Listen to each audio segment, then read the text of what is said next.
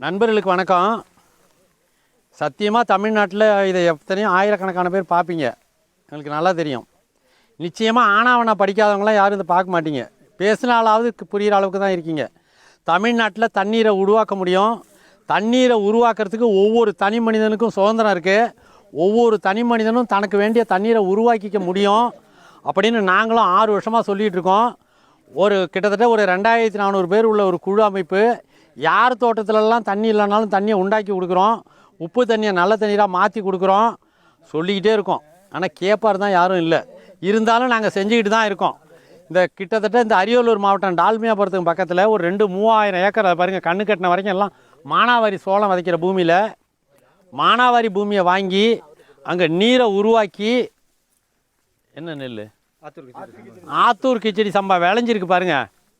நெல் காவிரி டெல்டாவில் உழவு ஓட்டுறது மாதிரி தண்ணீரை உண்டாக்கி உழவு ஓட்டி சேரடித்து நேரடி விதைப்பில் விளைஞ்சிருக்கு.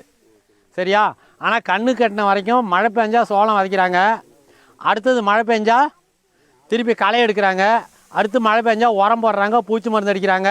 வீட்டிலேருந்து தண்ணி கொண்டு வந்து மருந்து அடிச்சுட்டு போயிடுறாங்க. இங்கே தேவைப்பட்டால் இந்த போரில் கொஞ்சோண்டு தண்ணி கொடுங்கன்னு வாங்கிட்டு போகிறாங்க. நம்ம தோட்டத்துலேயும் இது மாதிரி தண்ணீரை உண்டாக்க முடியும் அப்படின்னு இவங்க புரிஞ்சிக்க மாட்டாங்க.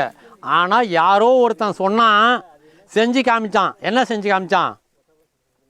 உரம் போட்டால் விளையும்னு செஞ்சு காமிச்சான். உரம் கண்டுபிடிக்கிறதுக்கு முன்னாடிலாம் தானாக தான் விளைஞ்சது பூமி.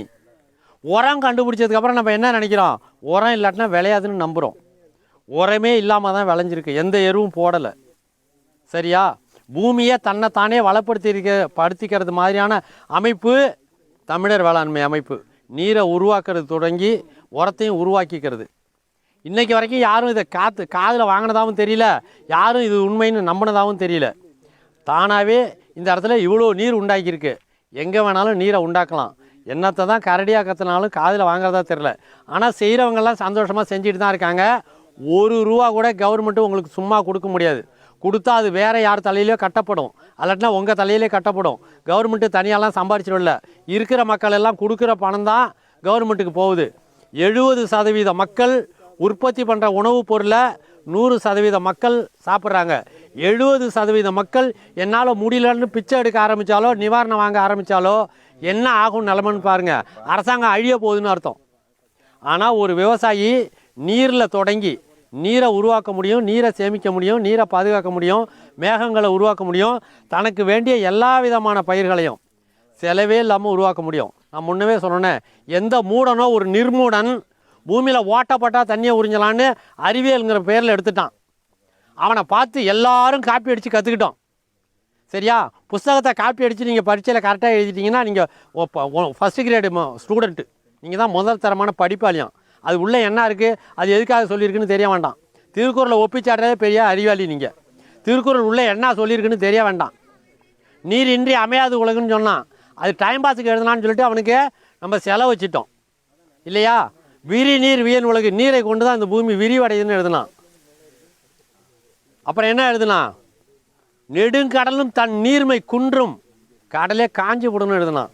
3 பங்கு கடல் தடிந்து எழிதான் நல்காதாய், மழை பெய்யலைன்னா அழிஞ்சு போடணும்னா மழையை பேய வைக்கணும்னு அர்த்தம். நீரின்றி அமையாது உலகணும்னு என்ன அர்த்தம்? இன்ஜின் இல்லாமல் கார் ஓடாதுன்னு என்ன அர்த்தம்? முட்டால் உள்ள இன்ஜின் இருக்குண்டா அது எங்கன்னா தான் கார் ஓடுன்னு அர்த்தம். அது மாதிரி அர்த்தம் அது. சரியா? 1.25 அடியில் அவன் எவ்வளோ தான் சொல்லுவான். அவன் சொன்னதை நம்ம புரிஞ்சுக்கணுமா இல்லையா? நம்ம எல்லாம் பகுத்தறிவு குஞ்சுகள் ஆகிட்டோமா? அதனால் எதை பற்றியும் புரியறதே இல்லை. இதுதான் பகுத்தறிவுன்னு செலவு வைக்கிறோமா? திருவள்ளுவர் தெய்வ புலவர்னமா? வாத்தியார் சொல்கிறத அப்படியே காதில் வாங்கிட்டு வாத்தியாரை கும்பிட்டுட்டு போயிட வேண்டியதான். வாத்தியார் சொல்கிறத கேட்டு நடந்துக்கிறதே கிடையாது. சரியா? இருந்தாலும் நாங்கள் முட்டாள்தனமாக வரப்போ உயர்த்தணும். தண்ணி வந்துட்டு இந்த 15 ஏக்கரில் இந்த 2000-3000 ஏக்கருக்கு மத்தியில் தண்ணீரை உண்டாக்கியிருக்கோம்.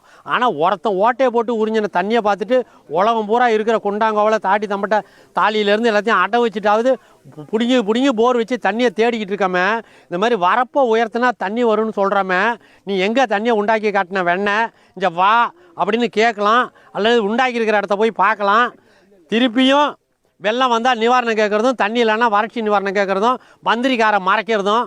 மந்திரி என்ன வீட்டிலே கொண்டு வச்சுருக்காரு பதிக்கு தண்ணியை, பெய்கிற தண்ணியெல்லாம் வெட்டி கடலில் விடுறதும். எப்படிங்க நாடு உருப்படும், நம்ம உருப்படும்? 70% மக்கள் பிச்சை எடுக்க ஆரம்பித்தா கவர்மெண்ட் எப்படி உயிர் வாழும்? யோசிங்க. நீரை உருவாக்க கற்றுக்குங்க. முதல்ல செலவு இல்லாமல் எல்லாத்தையும் உருவாக்குங்க. நீங்கள் உரம் போடுங்க, பூச்சி மருந்து அடிங்க, பஞ்சகவ்வி அடிங்க, பூச்சி விரட்டி அடிங்க, தண்ணியை உண்டாக்குங்க. தானாக உரம் வர்றது மாதிரியான அமைப்பையும் உண்டாக்கி வச்சுக்கோங்க. அது மேலே நீங்கள் எல்லாத்தையும் போட்டுக்கோங்க. நீங்கள் நவீன வேளாண்மை செய்ய வேணான்னு சொல்ல, உரம் வேணான்னு சொல்ல, பூச்சி மருந்து அடிக்காதுன்னு சொல்ல, எல்லாமே செஞ்சுக்கோங்க. முதல்ல தண்ணியை உண்டாக்குங்க. நன்றி, வணக்கம்.